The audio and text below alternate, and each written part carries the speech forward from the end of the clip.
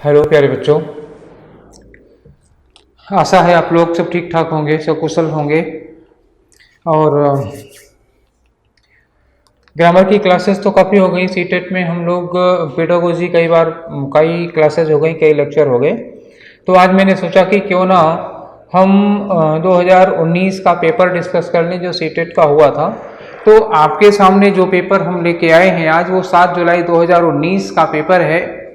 और language first paper two language first, ये language 2 का नहीं है, लैंग्वेज फर्स्ट का पेपर है। पेपर 2 है, मतलब 6 to 8, क्लास 6 से क्लास 8 वालों के लिए पेपर 2 होता है।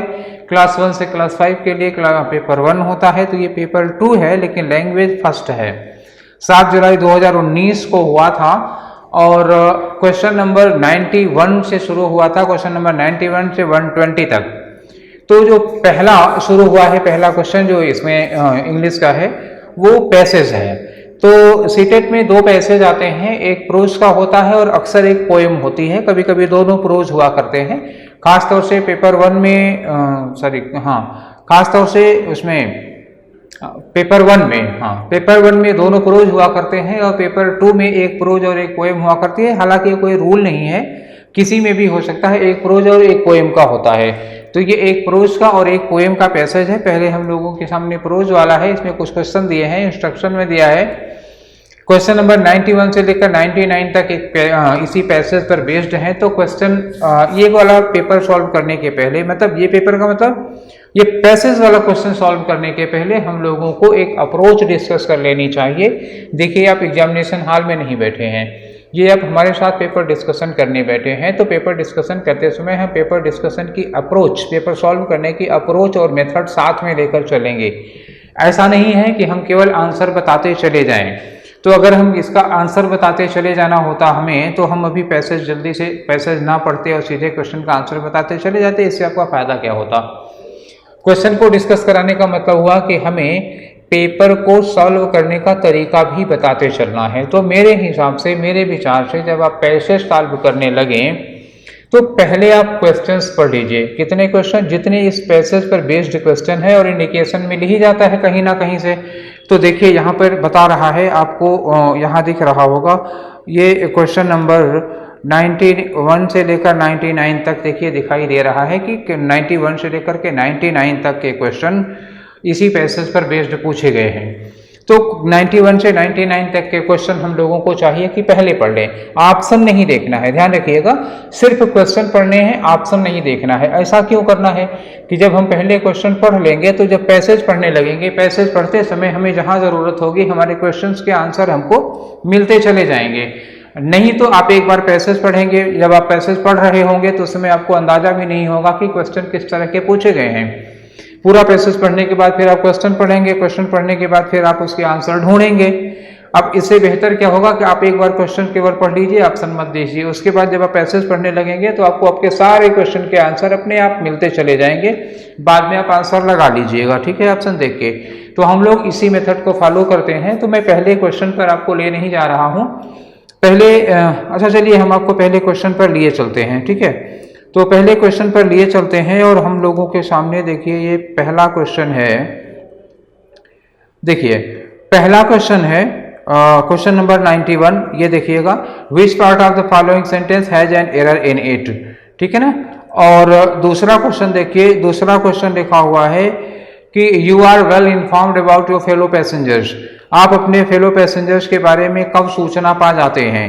और क्वेश्चन नंबर 93 में देखिए लिखा है कि who stake a claim to territory in the compartment. डिब्बे में टेरिटरी को क्लेम कौन करता है, कौन कहता है कि हमें ज़्यादा जगह चाहिए बैठने के लिए, या ये जगह हमारी है, ये जगह आपकी नहीं है, इस तरह का। क्वेश्चन नंबर 94 देखिए लिखा है कि इवन आफ्टर, ये 94, even after the train has started moving why do some people stall alongside. जब ट्रेन चलना शुरू हो जाती है तब भी कुछ लोग पीछे पीछे क्यों, ट्रेन के साथ साथ क्यों चलते रहते हैं। 95 क्वेश्चन नंबर दिया हुआ है, देखिए लिखा है 95 में, what can prevent you from enjoying your train trip. कौन सी ऐसी चीज है जो आपको ट्रेन की यात्रा को एंजॉय करने से प्रिवेंट करती है, रोक देती है।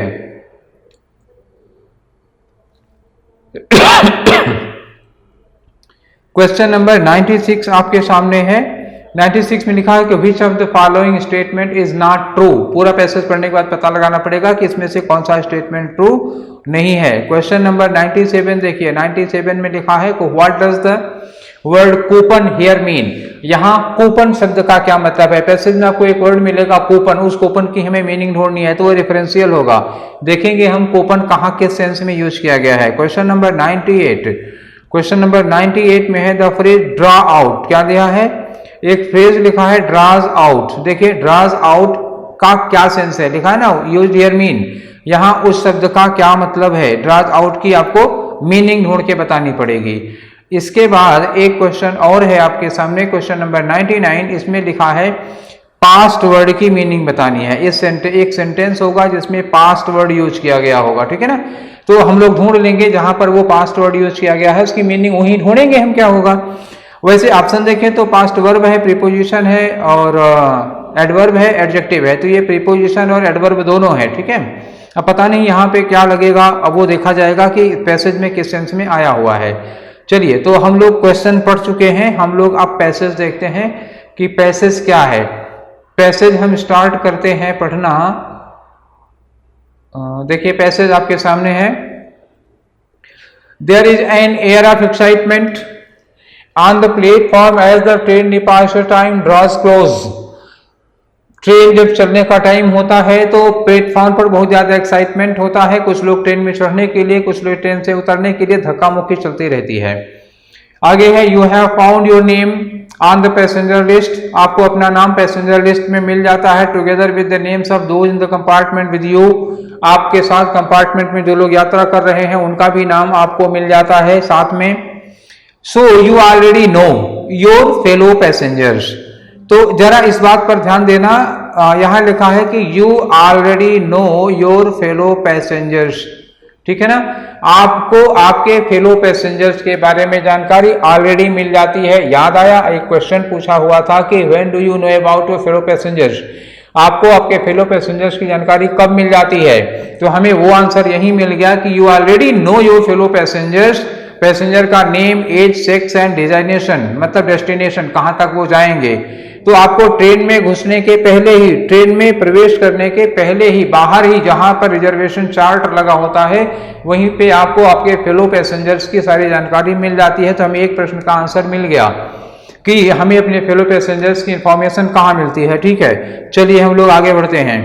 आगे लिखा है कि पीपुल आर पुशिंग पास्ट। देखिए एक लास्ट वाला क्वेश्चन 99 वाला शायद था, यहाँ पे मिला हुआ था कि people are pushing past you. तो ये देखिए मिला, क्या मिला, पास्ट वर्ड का प्रयोग यहीं पे मिला है। तो ये लिखा हुआ है कि people are pushing past you, ये मिला हमें पास्ट वर्ड। तो ये पास्ट किसके लिए लगा है, पहले लाइन पढ़िए। You are pushing past you to get on. Train में चढ़ने के लिए लोग आपको क्या कर रहे हैं, पुशिंग पास्ट। पुशिंग पास्ट का मतलब क्या हुआ, पीछे से धक्का। अब ट्रेन का सीन जरा याद करिए, किसी प्लेटफॉर्म पे जब आप कहीं ट्रेन पकड़ने गए हो और ट्रेन में आपको चढ़ना हो और खूब भीड़ हो तो आप ट्रेन के कंपार्टमेंट में दरवाजे के सामने खड़े हो जाइए, लोग खुद ही ढकेल के अंदर कर देते हैं। तो इसका मतलब क्या, लोग पीछे से ढकेल रहे होते हैं। तो यहाँ पास्ट वर्ड का प्रयोग किया गया पीछे से, केवल पीछे नहीं। देखिए अगर लिखा होता पीछे, अगर सिर्फ ये लिखा होता कि के पीछे, तो केवल के पीछे लिखा होता तो पास्ट प्रीपोजिशन होता। अब लिखा है पीछे से धक्का दे रहे हैं, तो जो पीछे से धक्का दे रहे हैं तो ये हो गया प्लेस ऑफ एक्शन। धक्का दे रहे हैं एक्शन हो गया, प्लेस ऑफ एक्शन कहां से, पीछे से धक्का दे रहे हैं। तो यहां जो पास्ट वर्ड यूज किया गया है दैट इज एडवर्ब, ना कि प्रीपोजिशन, ठीक है। तो इस पास्ट वर्ड के प्रीपोजिशन और एडवर्ब होने में कंफ्यूजन था और ये प्रीपोजिशन नहीं एडवर्ब है, ये बात साबित हो चुकी है। लेट्स प्रोसीड, हम आगे बढ़ते हैं। आगे लिखा है कि as you show your coupon to the conductor, ठीक है ना। अब हमें मिला as you show your coupon, जब आप कंडक्टर को अपना कूपन दिखाते हैं, कूपन ये वर्ड लगाना coupon. As you show your coupon to the conductor and he tells you to abroad. जब आप कंडक्टर को अपना कूपन दिखाते हैं और वो कहता है कि यू कैन अब्रोड, आप मतलब यू कैन बोर्ड, आप ट्रेन में चढ़ सकते हैं। तो ट्रेन के कंडक्टर को आप क्या दिखाते हैं, यहाँ कूपन का सेंस क्या है, कूपन का सेंस क्या होगा। तो जाहिर सी बात है कि ये टिकट होगा, क्योंकि ट्रेन में हम टिकट लेकर चलते हैं। अब यहाँ पे मान लीजिए ऑप्शन में आपको दिया हो पासपोर्ट दिया हो, वीजा दिया हो या फिर रिसिप्ट दी हो, तो ऐसी कोई चीज तो होगी नहीं। ट्रेन में आप क्या लेकर यात्रा करते हैं? टिकट लेके यात्रा करते हैं। तो यहाँ कूपन का क्या सेंस होना चाहिए? यहाँ कूपन का सेंस होना चाहिए टिकट। तो हमें इसकी मीनिंग यही शायद मिलनी चाहिए, टिकट ही। चलिए आगे बढ़ते हैं। Your fellow passengers are sitting in, आपके फेलो पैसेंजर्स ट्रेन में बैठे होते हैं, स्टेकिंग आउट देयर क्लेम। तो ये याद करिए, ये मिला था हम लोगों को क्वेश्चन पढ़ते समय कि कौन स्टेइंग आउट करते हैं क्लेम को। तो staking out their claim to territory with too much luggage, कौन लोग होते हैं? या ध्यान रखिएगा क्या लिखा है, विद टू मच लगेज। कौन लोग क्लेम करते हैं टेरिटरी के लिए? With too much luggage. यही जो विद टू मच लगेज लिखा हुआ है, इसी पर आपको ज्यादा ध्यान रखना होगा। ऑप्शन हमारा यही होगा। क्वेश्चन पूछा गया था who claim to the territory, कौन ट्रेन में टेरिटरी क्लेम करता है? कौन ये कहता है कि ये जगह मेरी है, ये जगह मेरी है, यहाँ मेरा सामान रखा जाएगा? भाई वही ना कहेगा जो ढेर सारा सामान लेके आया होगा। तो विद टू मच लगेज हमारा ऑप्शन क्या होगा, हमारा आंसर क्या होगा? कौन पीपुल, जो बहुत ज्यादा सामान लेकर चलते हैं। आगे लिखा है a bell rings but there is no slamming of carriers doors, घंटी बज जाती है। पहले जमाने में ट्रेन छूटना होता है, आना होता था, तो ट्रेन पर एक घंटी बजाई जाती थी, ड्राइवर वो घंटी सुनकर के ट्रेन चलाता था। तो इन्होंने कहा कि घंटी बज गई है, but there is no slamming of carriers doors, दरवाजा बंद करने की कोई आवाज नहीं आ रही है। नो ब्लोइंग ऑफ व्हिसल्स, कौन गार्ड बजाता है सीटी, गार्ड की सीटी नहीं बजी है। No shout of all aboard, ना तो कोई ये चिल्लाया कि सब लोग चढ़ गए कि नहीं। एज इन द स्टेट्स, ठीक है, जैसा कि हुआ करता है। The train simply draws out, याद आया आपको एक क्वेश्चन पूछा गया था ड्रा आउट। ड्रा आउट एक फ्रेज है, इसी की मीनिंग पूछा है। तो आप ये बताइए कि ड्रा आउट यहाँ किस सेंस में यूज किया गया है? Draw out, train simply draws out, आप खुद मीनिंग निकालिए। Train simply draws out of the station, train station से ड्रा आउट करती है। इसका मतलब क्या हुआ? ट्रेन स्टेशन के बाहर आ जाती है। कैसे? ट्रेन चल के स्टेशन से बाहर आ जाती है, स्टार्ट हो चुकी है। While people stroll alongside, फिर वही बात आई जो क्वेश्चन पूछा गया। While people stroll alongside, train के साथ साथ में कुछ लोग चलते रहते हैं। And with studied nonchalance clamor on, आगे लिखा है कि one after other through the still open doors, हमारा आंसर मिला through the still open doors। ये आप ध्यान रखिएगा, still open doors क्यों लिखा हुआ है? अभी भी खुला हुआ दरवाजा। तो स्टिल ओपन डोर्स का मतलब क्या हुआ? दरवाजा अभी भी खुला है। तो जब ये क्वेश्चन पूछा जाएगा कि लोग ट्रेन चलने के बाद भी कुछ लोग ट्रेन के बाहर ट्रेन के साथ साथ चल रहे होते हैं, थोड़ी हीरोपंथी दिखानी रहती है ना, जब ट्रेन चल जाएगी तभी ट्रेन के अंदर आएंगे। तो ये लोग क्यों करते हैं? तो जो यहां ऑप्शन मिला पैसेज में जो ऑप्शन मिला है वो है through the still open doors. क्यों? क्योंकि दरवाजा अभी तक खुला हुआ है, ये इन्होंने मेन कारण माना है इसका, कि लोग ट्रेन चलने के बाद भी क्यों ट्रेन में नहीं चढ़ते, साथ में चलते रहते हैं। कारण क्या नजर आया? क्योंकि दरवाजा अभी तक खुला हुआ है। आगे देखते हैं। You claim your own seat, आप अपनी सीट का क्लेम करते हैं। Please to be on the move, आप खुश होते हैं कि ट्रेन चल चुकी है। जब तो ट्रेन चलने के बाद हर आदमी खुश हो जाता है, चलो चल गई। आगे लिखा है since you have a long journey ahead in the company of strangers, क्योंकि आपको बड़ी लंबी यात्रा करनी होती है किसके साथ? In the company of strangers, अजनबियों के साथ में बैठे हुए। तो what happens next will govern your enjoyment of the trip. तो आगे क्या होता है ये इस बात पर डिपेंड करता है, ये इस बात को गवर्न करेगा कि आपकी यात्रा एंजॉय करेंगे आप या फिर आपकी यात्रा बोरिंग होगी। You can start up conversation make friends, आप कन्वर्सेशन स्टार्ट करते हैं, आपके साथ में जो बैठे हुए हैं उनसे बातचीत शुरू करिए। अक्सर आदमी बगल में बैठे हुए आदमी से पूछ लेता भाई कहाँ से कहाँ तक जाना है, वहाँ कौन है, किसके यहाँ जा रहे हैं। तो धीरे धीरे बातचीत शुरू हो जाती है, धीरे धीरे उसी में सब साथी बन जाते हैं, एक दूसरे के कॉन्फिडेंशियल। कभी कभी तो आदमी अपनी राज की बातें भी उनसे बता देता है, जैसा आदमी का नेचर हो। तो आप उन लोगों से बातचीत शुरू करते हैं, धीरे धीरे संबंध बनता है, दोस्त बन जाते हैं। एलाइज क्विकली, धीरे धीरे जल्दी एलाइज का मतलब आपके सहयोगी बन जाएंगे वो। या be antisocial and lonely, या तो आप उनसे मित्रता कर लीजिए, या फिर बी एंटी सोशल, या तो फिर आप एंटी सोशल असामाजिक बने रहिए, और असामाजिक बनेंगे तो लोनली हो जाएंगे। लोनली का मतलब पूरी ट्रेन में अकेले, पूरी ट्रेन में 250 लोग बैठे होंगे लेकिन आप उस कंपार्टमेंट में, लेकिन आप अपने आप को तन्हा महसूस करेंगे, अकेला महसूस करेंगे। तो आपकी मर्जी की आप अपने आप को क्या बना लेते हैं, फ्रेंडली बना लेते हैं, लोगों से बातचीत मेल मिलाप कर लेते हैं, या फिर आप अकेले अपने आप को रखते हैं। ठीक है, इसके बाद आगे लिखा हुआ है, हाँ, for the whole of the journey आगे लिखा है of course it depends on your personality. ये it depends on your personality, ये इंपॉर्टेंट चीज है। It depends on your personality, ये चीज आपकी पर्सनालिटी पर डिपेंड करता है कि आप यात्रा को एंजॉय करेंगे या फिर अपनी पर्सनालिटी के अकॉर्डिंग अपने आप को चुपचाप एक किनारे में बैठाए रहेंगे। But if you are travelling alone, लेकिन एक बात राइटर ने कही कि अगर आप एलोन ट्रेवल करते हैं, मतलब आप किसी से मेल जोल नहीं बढ़ाते, अकेले रहते हैं, तो यू विल नीड, नहीं, इन्होंने कहा अगर आप अकेले यात्रा कर रहे हैं, आपके साथ कोई और नहीं है, तो you will need an ally, तो आपको एक साथी की जरूरत पड़ेगी। You will feel someone you feel you can trust to watch your luggage, कोई ऐसा व्यक्ति जिस पर आप यकीन कर सके, जिस पर भरोसा कर सके कि वो आपके लगेज की देखभाल कर लेगा। When you go to the washroom, भाई आप 24 घंटे ट्रेन में बैठे, कंपार्टमेंट में बैठे तो नहीं रहेंगे, आपको कभी वॉशरूम जाना होगा तो आपके पास जो सामान है उसको आप किसी से कह के जाएंगे भाई यार देखना हम आ रहे हैं। तो कोई ऐसा व्यक्ति की जरूरत पड़ेगी जिस पर आप इस बात का भरोसा कर सकते हैं कि वो आपकी लगेज की देखभाल कर ले। You can isolate your self completely on a train, आप अपने आप को ट्रेन में पूरी तरह आइसोलेट भी कर सकते हैं। So if that is your style, अगर आपकी ये स्टाइल है कि आप अपने आप को ट्रेन में आइसोलेट करके यात्रा करते हैं कोरोना पेशेंट की तरह, तो train travel is not for you, तो फिर ट्रेन ट्रेवल आप ट्रेन की यात्रा के लिए नहीं बने हैं, इसका मतलब आप अपनी ट्रेन की यात्रा को एंजॉय नहीं कर सकते। फिर उसके बाद शुरू होता है, राइटर कह रहा है आई, ध्यान दीजिएगा जब राइटर आई पे आ जाता है तो इसका मतलब वो अपनी बात बता रहा है। I get a thrill, writer कह रहा है आई गेट अ थ्रिल, मुझे रोमांच आता है, थ्रिल का मतलब एक्साइटेड होता आता है, तो राइटर कह रहा है कि मैं एक्साइटेड हो जाता हूं out of start of every train journey, जब भी मुझे ट्रेन यात्रा करने का मौका मिलता है तो मैं बहुत एक्साइटेड हो जाता हूं। It's not just the excitement of moving on a new place, ये सिर्फ नए प्लेस पर जाने का एक्साइटमेंट नहीं होता, बल्कि there is anticipation of what is going to happen during the journey, बल्कि ये कल्पना करके बहुत एक्साइटमेंट होता है कि यात्रा में क्या होने वाला है, क्या क्या होगा, वो सब कल्पना करता है आदमी।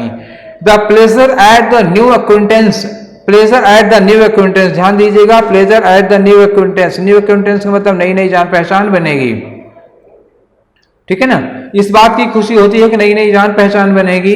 और आगे इन्होंने कहा कि I am going to make, जो नई नई जान पहचान बनेगी, जो मैं नई जान पहचान बनाने जा रहा हूं लोगों के साथ। और आगे लिखा है कि the dissolving of city skyline to into lush, और जो सिटी का स्काईलाइन है, जो शहर है, वो धीरे धीरे डिसॉल्व होता है इनटू द लस रूरल लैंडस्केप, गांव के दृश्य में शहर का जो स्काईलाइन है, जो शहर का प्रदूषण है, वो लस का मतलब हरियाली से भरा हुआ रूरल लैंडस्केप में धीरे धीरे खो जाएगा।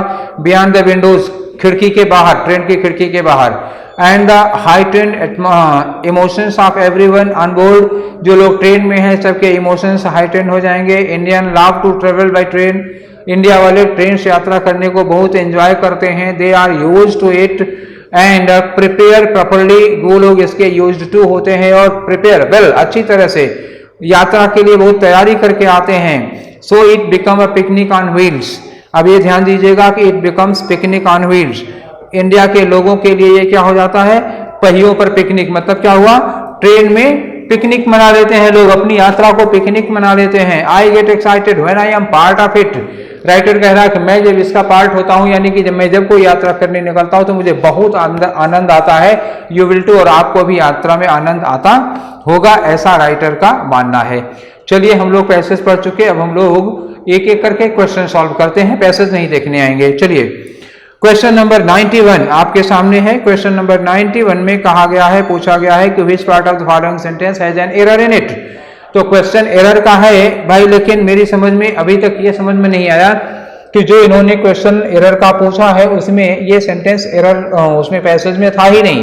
आपकी स्क्रीन पर सेंटेंस दिखाई दे रहा होगा, आप सेंटेंस पढ़ के देखिए, लिखा है once you have made this decision, एक बार आप ये डिसीजन कर लेते हैं तो there would be no going back, तो आप इस डिसीजन से गो बैक नहीं कर सकते, पीछे नहीं मुड़ सकते। राम वार्नड मी, राम ने मुझे इस बात की वार्निंग दी, तो राम वार्नड मी के पहले देखिए इन्वर्टेड कामा लगा है, वंस अपॉन के वंस यू के पहले भी कामा लगा है, इसका मतलब ये डायरेक्ट सेंटेंस है।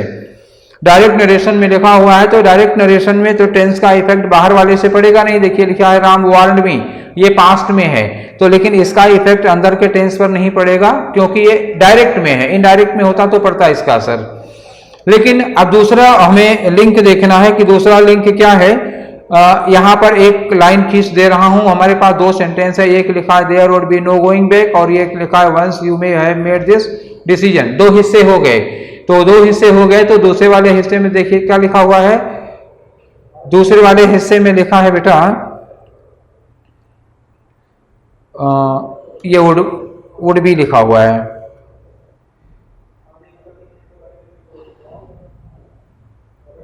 दूसरे वाले हिस्से में वुड लगा हुआ है, तो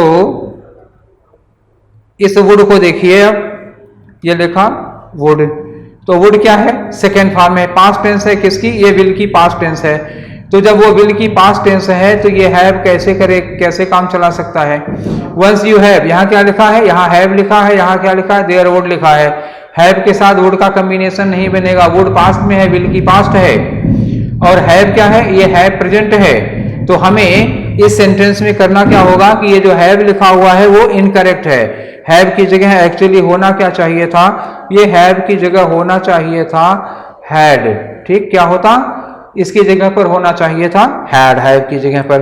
ठीक, तो मुझे उम्मीद है आपको सेंटेंस समझ में आ गया होगा। एरर किस पार्ट में है, एरर है पार्ट ए में। तो हमारा पार्ट ए का आंसर कहां होगा, देखिए एक और धोखा होने की पर्याप्त संभावना थी। अब आप सोचेंगे पार्ट ए में एरर है तो वो 1 होगा, तो ए में एरर होने का मतलब ये नहीं कि वो पार्ट 1 होगा। ए को हो सकता है पीछे दे दें, डी को पहले दे दें। आप ऑप्शन में देखिए, यहाँ देखिए क्या लिखा है, 1 का डी लिखा हुआ है, ये ऑप्शन नहीं होगा। ये ना सोचिएगा ए में है तो 1 हो जाएगा। आप ढूंढिए ए कहाँ है, हमारा ए है यहाँ पर, तो ये आंसर हमारा कौन सा होगा, ऑप्शन 2। समझ गए, इसका आंसर क्या होगा 2। तो हम लोग समझ गए कि पहले वाले क्वेश्चन का ऑप्शन क्या होगा 2 होगा। ठीक, चलिए तो हम लोग तीसरे क्वेश्चन के मतलब अगले क्वेश्चन की ओर बढ़ते हैं, क्वेश्चन नंबर 92। तो 92 में है, you are well informed about your fellow passengers. आप अपने पैसेंजर्स के बारे में वेल इन्फॉर्म्ड कहाँ हो जाते हैं। पहला ऑप्शन देखिए, पहला ऑप्शन लिखा है when you have settled in your seat, seat में बैठ जाने के बाद। दूसरा है even before you have entered the compartment, compartment में प्रवेश करने के पहले। तीसरा ऑप्शन है after you have been introduced to them, जब आप उनसे जान पहचान बढ़ा लेते हैं तब। चौथा ऑप्शन है after you have interacted with them, जब आप उनसे इंटरेक्शन मतलब घनिष्ठता बढ़ा लेते हैं तब। तो भैया इसमें क्या मिला था जब हम लोग पढ़ रहे थे, तो ये मिला था कि आप रिजर्वेशन चार्ट में ही आपको फेलो पैसेंजर्स के बारे में सारी जानकारी मिल जाती है। तो ये इसका ऑप्शन क्या होना चाहिए, ऑप्शन होना चाहिए 2। ठीक है ना, हमारा आंसर क्या होगा, आंसर होगा 2। तो ये हुआ आपका क्वेश्चन नंबर 92 का आंसर। अच्छा देखिए, हम चारों ऑप्शन क्यों डिस्कस कर रहे हैं। मैंने शुरुआत में ही कह दिया था कि बेटा ये डिस्कशन केवल आंसर बताने के लिए नहीं है, इसमें हम 4 के चारों ऑप्शन डिस्कस करेंगे और ये बताएंगे कि पहला क्यों नहीं होगा, दूसरा क्यों नहीं होगा, तीसरा क्यों। जो भी ऑप्शन होगा उसके अलावा जो नहीं होंगे वो क्यों नहीं होंगे, इसको विधिवत डिस्कस किया जाएगा। मतलब टाइम डजंट मैटर, यहाँ पे हमें विधिवत डिस्कशन करना है। 15 मिनट में आपको आंसर नहीं बताना है, ठीक है, तो टाइम ज्यादा लगेगा। चारों ऑप्शन डिस्कस किया जाएगा। नेक्स्ट क्वेश्चन है क्वेश्चन नंबर 93, और क्वेश्चन नंबर 93 के क्वेश्चन पढ़िए। देखिए लिखा है कि who take a claim to territory in the compartment, compartment में टेरिटरी कौन क्लेम करता है। कौन लोग होते हैं जो ये कहते हैं कि ये जगह मेरी है, ये जगह मेरी है। आप बताइए कौन लोग ऐसे होते हैं जो इस तरह का दावा करते हैं कि ये जगह मेरी है और ये जगह मेरी है। तो पढ़ते समय हम लोगों ने ये पाया था कि कंपार्टमेंट में क्लेम कि टेरिटरी का क्लेम कौन करता है, जो लोग ज्यादा सामान लेकर चलते हैं। तो हमारा आंसर क्या होगा, जो लोग ज्यादा सामान लेकर चलते हैं वही टेरिटरी क्लेम करते हैं। तो चलिए हम ऑप्शन ढूंढते हैं, इस तरह का कौन सा ऑप्शन मिलता है। पहला ऑप्शन लिखा है कि those who have not reserved seats, जिन लोगों ने रिजर्वेशन नहीं कराया है, ऐसा पैसेज में कोई जिक्र नहीं था। दूसरा है those who need more space in it, वो लोग जो ज्यादा जगह, जिनको ज्यादा जगह की जरूरत है। तो ये मैं देख रहा हूं हु नीड मोर स्पेस, ठीक है, इसमें कुछ संभावना बन रही है, हो सकता है आंसर हो जाए, लेकिन जब तक चारों नहीं पढ़ लेंगे तब तक आप श्योरली नहीं बताएंगे। तीसरा ऑप्शन है कि those who seats are already occupied, वो लोग जिनकी सीट पहले से ही ऑक्युपाइड है, यानी कि जिनकी सीट पर पहले से ही लोग बैठे हुए हैं। चौथा ऑप्शन है those who don't travel light, वो लोग जो लाइट ट्रेवल नहीं करते, मतलब वो लोग जो कम सामान लेकर, लाइट ट्रेवल करने का मतलब आप कम सामान लेकर यात्रा करते हैं, हल्का लगेज, तो वो लोग जो हल्का लगेज लेकर यात्रा नहीं करते। तो देखिए ऑप्शन 2 वाला और 4 वाला दोनों सूटेबल लग रहे थे, 2 वाला भी सूटेबल लग रहा था जिनको ज्यादा जगह की जरूरत है।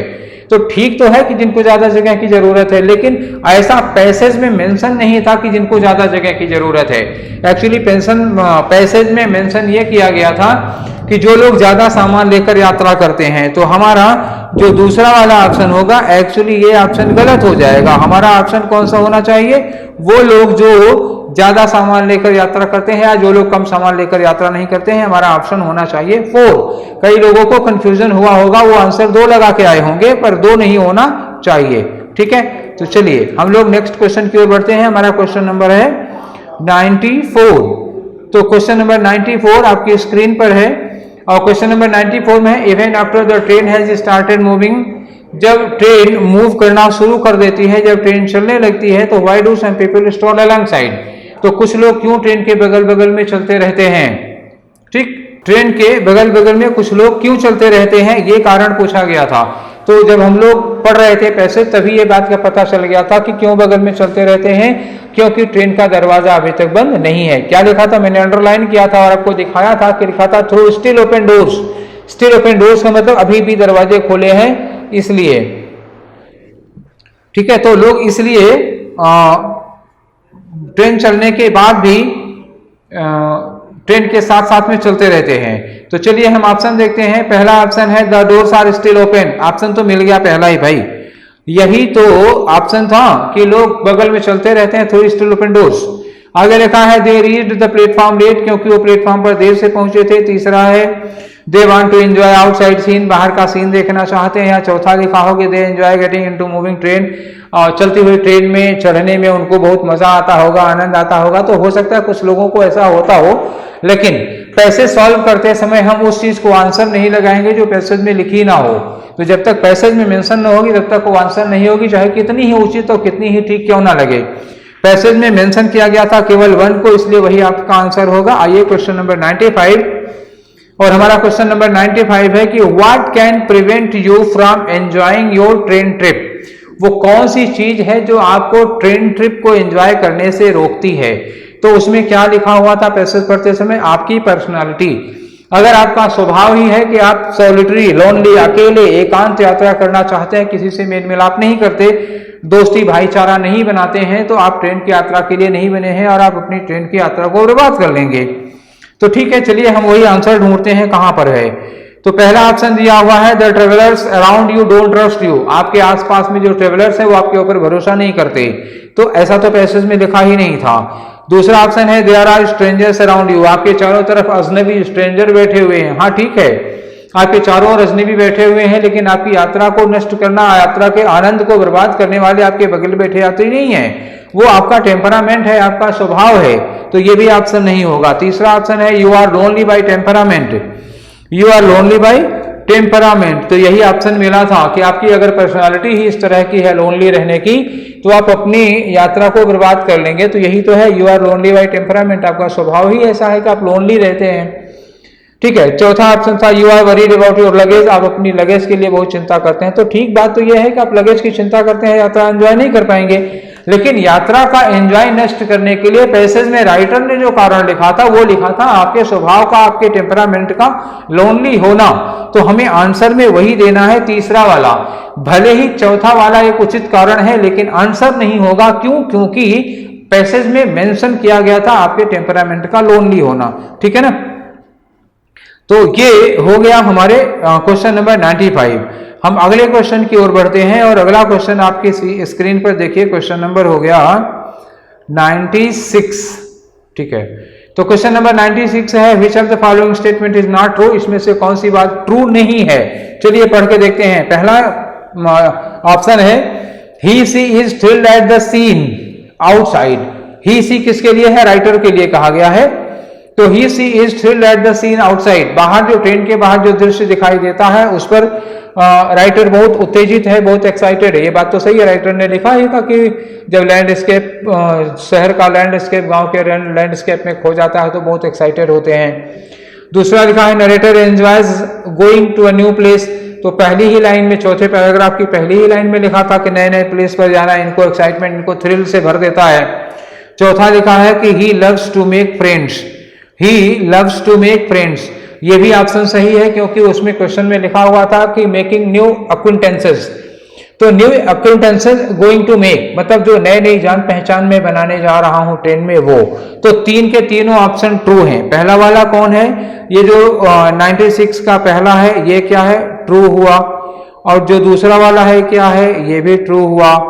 जो तीसरा वाला है ये क्या है, ये भी ट्रू हुआ। और ये चौथा देखते हैं, तो he has not enjoy, he does not enjoy a picnic in the train. तो वो कहा, इन्होंने, राइटर ने तो कहा था कि भारत के लोग तो ट्रेन में पहियों पर पिकनिक मना लेते हैं, यात्रा उनके लिए पहियों पर पिकनिक होती है। तो जब इन्होंने कहा था कि ये ट्रू है तो यहाँ पे हम इसको फॉल्स कैसे, ट्रू कैसे मान सकते हैं, तो यही फॉल्स है। और क्वेश्चन पूछा गया था क्या, क्वेश्चन पूछा गया था, याद करिए, नॉट ट्रू का। क्वेश्चन क्या पूछा गया है, क्वेश्चन पूछा गया है नॉट ट्रू। देखिए ये क्या लिखा है, नॉट ट्रू। क्या ट्रू नहीं है, तो पहला ट्रू, दूसरा ट्रू, तीसरा ट्रू और चौथा ट्रू नहीं है, चौथा फॉल्स है। ठीक है, समझ गए। तो इसका ऑप्शन क्या होगा, इसका होगा ऑप्शन नंबर 4। आते हैं क्वेश्चन नंबर 97 पे। 97 लिखा है what is the word coupon mean here. तो यहाँ पर कूपन शब्द का क्या मतलब है, आपको याद आया, मैंने कहा था कि कंपार्टमेंट का कंडक्टर जब आप उसको अपना कूपन दिखाते हैं तो वो कहता है कि आप ट्रेन में अंदर जा सकते हैं। तो जब आप कंडक्टर को कूपन दिखाते हैं तो कूपन का मतलब यहाँ क्या था, पहला ऑप्शन दिया है, देखिए काउंटर फॉइल। काउंटर फॉइल क्या चीज होती है, जब आप कहीं पर फीस जमा करते हैं तो कभी कभी देखे होंगे जब आप फीस जमा करते हैं तो इतनी लंबी एक रसीद होती है, वो बीच से कटी होती है। तो इधर भी और इधर भी दोनों तरफ आपका नाम एंट्री कर दिया जाता है और आधी रसीद फाड़ के आपको दे दी जाती है। जो आधी रसीद फाड़ के आपको दी जाती है उसी को काउंटर फॉइल करते हैं। अब आप बताइए कि किसी ट्रेन में यात्रा करने जाते हैं या तो आधी फटी हुई रसीद लेकर जाते हैं, ये नहीं है, काउंटर फॉइल इसका ऑप्शन नहीं होगा। मतलब कि ये हमारा ऑप्शन गलत हुआ। दूसरा है रेलवे पास, आप रेलवे पास लेकर जाते हैं, इस आंसर की काफी संभावना बन रही है। तीसरा है अब पासपोर्ट, पासपोर्ट नहीं हो सकता, क्यों, पासपोर्ट लेकर विदेश यात्रा करते हैं, ट्रेन यात्रा नहीं करते हैं। चौथा है रेलवे टिकट। अब आपके साथ लड़ाई किस में है, दूसरे में और चौथे, रेलवे पास या रेलवे टिकट, ठीक है ना। तो रेलवे पास डेली कंज्यूमर्स के लिए होता है और कभी कभी यात्रा करने वालों के लिए नहीं। तो रेलवे पास स्पेसिफिक केस में यूज किया जाता है, जनरल केस में नहीं। और ये कहानी जनरल केस में चल रही है, रोज यात्रा करने वालों के बारे में नहीं लिखी गई है। तो ये स्पेसिफिक केस नहीं है, ये जनरल केस है। और जनरल केस में हम रेलवे टिकट लेकर यात्रा करते हैं, रेलवे पास लेकर यात्रा नहीं करते। कुछ लोग रेलवे पास लेकर यात्रा करते होंगे, लेकिन यहाँ जिनकी बात हो रही है वो रेलवे टिकट वाले हैं। चलिए ठीक है, तो हम लोग पहुंचते हैं क्वेश्चन नंबर 98 पर। और हमारा क्वेश्चन नंबर 98 है the phrase draws out as used here means. तो इस सेंटेंस में ड्रा आउट किसके लिए लिखा हुआ है, आपको याद आया जब ट्रेन स्टेशन से चल चुकी थी तो इसीलिए कहा गया था ड्रा आउट। तो ट्रेन के ड्रा आउट, स्टेशन से ड्रा आउट कर देना, ट्रेन का क्या होता है, ट्रेन का स्टेशन से मूव कर जाना, आगे बढ़ जाना। और इसमें पहला ऑप्शन देखिए लिखा हुआ, पहला ऑप्शन है ब्रेक अवे। ब्रेक अवे नहीं हो सकता। ब्रेक अवे कब यूज होता है जानते हैं, जैसे किसी चोर को पुलिस ने पकड़ रखा है और चोर पुलिस की कस्टडी से भाग निकले तो उसे कहते हैं ब्रेक अवे। या कोई कैदी जेल तोड़कर भाग निकले तो उसको कहते हैं ब्रेक अवे। तो यहाँ ट्रेन जो है वो प्लेटफॉर्म तोड़कर भागी नहीं है चोरी से, इसलिए यहाँ पर ड्रा आउट की मीनिंग ब्रेक अवे नहीं होगी। दूसरा ऑप्शन है क्लियर आउट, तो क्लियर आउट भी नहीं होगा, ये डाउट वगैरह के लिए यूज किया जाता है। तीसरा ऑप्शन है मूव आउट, तो ट्रेन प्लेटफॉर्म के बाहर निकली है, मूव आउट सही है। और तीसरा है हरी आउट, जल्दबाजी करना, ये चीज नहीं होगी। तो आपका ऑप्शन क्या होगा, सबसे सुटेबल ऑप्शन कौन सा है, 3। ठीक है, तो हम लोग 98 क्वेश्चन तक कर चुके हैं और क्वेश्चन नंबर 99 की ओर आगे बढ़ते हैं। हमारा क्वेश्चन नंबर 99 है which part of speech is the underline word. वही है पास्ट की पार्ट ऑफ स्पीच क्या है, पैसेज पढ़ते समय ही हम लोग डिस्कस कर चुके थे कि they are pushing past you, वो लोग आपको पीछे से धक्का दे रहे हैं। अगर पीछे लिखा होता कि वो आपके पीछे खड़े हैं तो प्रीपोजिशन है, और पीछे से धक्का दे रहे हैं तब ये क्या हो जाएगा, एडवर्ब हो जाएगा। आप ऑप्शन देख लीजिए, दो संभावनाएं थी, प्रीपोजिशन और एडवर्ब की। ये प्रीपोजिशन की और एडवर्ब की संभावना थी, तो प्रीपोजिशन नहीं होगा, ये गलत हो गया। आपका आंसर क्या होना चाहिए, आपका ऑप्शन होना चाहिए एडवर्ब। Is that clear? चलिए हम लोग करते हैं क्वेश्चन नंबर, अच्छा ये पैसेज पर बेस्ड जितने भी क्वेश्चन थे वो सारे हम लोग कर चुके हैं। अब हमारा पैसेज 2 शुरू हो रहा है, जो कि एक पोएम का पार्ट है, और ये पोएम है, ली गई है मेंडिंग ऑफ वॉल, एक पोएम है द मेंडिंग ऑफ वॉल, उसी से ली गई है ये पोएम। तो पहले हम क्वेश्चन तो पढ़ चुके हैं, या कहिए क्वेश्चन पहले पढ़ देते हैं पहले वाले की तरह, या अब की बार ऐसा करते हैं, क्वेश्चन हमें याद है, हम आपको बता देंगे कौन कौन से क्वेश्चन कहां पूछे गए हैं, पोएम आपको पढ़ते चलते हैं और बता देंगे। पोएम पढ़िए, लिखा हुआ है the work of hunters is another thing. Work of hunters is another thing का मतलब शिकारियों का काम एक दूसरी चीज थी। I have come after them and made repair, I have come after them, मैं उनके बाद आया था। ये देम किसके लिए लिखा है, देम है हंटर्स के लिए। मैं शिकारियों के जाने के बाद आया था, एंड मेड रिपेयर, और मैंने मरम्मत की। किसकी मरम्मत की, आगे पता चलेगा। Where they have left not one stone on stone, जहां उन्होंने पत्थर पर पत्थर छोड़ा नहीं था। मतलब क्या हुआ, एक दीवार थी जो पत्थर की बनी हुई थी, तो शिकारियों ने वो दीवार गिरा दी थी, पत्थर के ऊपर पत्थर नहीं रह गया था, पत्थर ढकेल दिए थे, वो बिखर गया था। आगे लिखा है but they would have a rabbit out of hiding, तो इन्होंने क्या किया कि जो शिकारी आए थे वो खरगोशों को उनके छुपने की जगह से निकाल रहे थे। आगे लिखा है to please their helping dogs, अब आप बहुत ध्यान से देखिएगा, to please their helping dogs, इसको मैं थोड़ी देर बाद जब क्वेश्चन कराने लगूंगा तो इस लाइन को आपको याद दिलाऊंगा, याद रखिएगा। टू प्लीज का मतलब खुश करने के लिए, द हेल्पिंग डॉग्स अपने भूखे कुत्तों को संतुष्ट करने के लिए, खुश करने के लिए शिकारियों ने दीवार गिरा दी थी और खरगोशों के छुपने की जगह से उनको निकाल दिया था। ठीक है, ध्यान रखिएगा। आगे लिखा है द गैप्स, आई मीन, और जो दीवार में गैप बने थे, I mean no one has seen them made या हर्ड देम मेड, किसी ने देखा नहीं था उनको वहां पर गैप, दीवार में गैप बनाते हुए किसी ने ना देखा था ना सुना था। But at spring mending time, spring mending time, इन्होंने कहा स्प्रिंग को मेंडिंग टाइम, स्प्रिंग क्या होता है, बसंत का समय, और इसको इन्होंने कहा मेंडिंग टाइम। मेंडिंग टाइम का मतलब क्या हुआ, बसंत के पहले जो दीवार होती है वो टूट फूट जाती है, और बसंत में, स्प्रिंग में दीवार की मरम्मत की जाती है। वी फाइंड देम देयर, जब हम वहां गए तो हमने देखा कि वहां पर वो थे। कौन थे, क्या था यहाँ पे, देम किसके लिए लगा, दीवार में गैप, टूटी हुई दीवार। I let my never know, I let my never, never का मतलब क्या हुआ, खेत में जो पड़ोसी है, मतलब जिसका खेत इनके खेत के बगल में था, तो इनके अपने पड़ोसी को इन्होंने बताया, let them know beyond the hill, और वो रहता कहां था, पहाड़ी के उस पार इनका पड़ोसी रहता था, उसको जाके इन्होंने बताया कि हमारे दोनों लोगों के खेत के बीच जो पत्थर की दीवार थी उसको शिकारियों ने गिरा दी है। आगे लिखा and on a day we meet to walk the line, ध्यान दीजिएगा यहां पर लिखा है कि एक दिन हम दोनों मिलते हैं। क्यों मिलते हैं, टू वॉक द लाइन, हम मिलते हैं, लाइन के किनारे चलते हैं। And set the wall between us, और अपने बीच एक दीवार खड़ी करिए। सोचिए क्या कह रहे हैं, क्या विरोधाभास है, हम मिलते हैं और अपने बीच में एक दीवार खड़ी कर देते हैं। आगे लिखा है to each the boulders, boulder पत्थर के बड़े बड़े टुकड़ों को कहते हैं, that have fallen to each, जो बोल्डर्स दीवार के बड़े बड़े पत्थर गिर पड़े थे। And some are lobes, some are so nearly balls, और जो बोल्डर्स हैं, जो बड़े बड़े पत्थर गिरे हैं, उसमें कुछ लोब्स हैं, लोब्स का मतलब बड़े टुकड़े हैं, और सम आर नियरली बाल्स, और कुछ छोटे छोटे टुकड़े हैं बॉल की तरह के। तो यहाँ पर फिगर ऑफ स्पीच कौन सा होगा, मेटाफर। क्वेश्चन में पूछा गया है ये फिगर ऑफ स्पीच इसकी, तो ये क्या होगा, मेटाफर, क्योंकि कहा इन्होंने कि some boulders are lobes, some boulders are balls, कुछ बोल्डर बॉल हैं और कुछ बोल्डर लोब्स हैं। तो तुलना करते समय इन्होंने की तरह के जैसा नहीं यूज किया। अगर ये कहा होता कि some boulders are like lobes, तब तो वो सिमिली होता, लेकिन इन्होंने कहा सम बोल्डर्स आर लोब्स, इसका मतलब क्या हुआ कि कुछ बोल्डर्स लोब्स हैं। मतलब तुलना तो की इन्होंने, लेकिन तुलना में लाइक या एज जैसे शब्दों का प्रयोग नहीं किया, तो इसका मतलब ये मेटाफर होगा। तो यहां पर फिगर ऑफ स्पीच पूछा गया है metaphor. You have to use spell to make them balance, इन्होंने कहा कि पत्थरों को बैलेंस बनाने के लिए हमें स्पेल, स्पेल का मतलब क्या हुआ, जादू मंत्र का प्रयोग करना पड़ा। हो सकता है वहां पर कोई मसाला चलता हो इस तरह का, अपने यहाँ तो सीमेंट वालों लगता है ना पत्थरों को चिपकाने के लिए।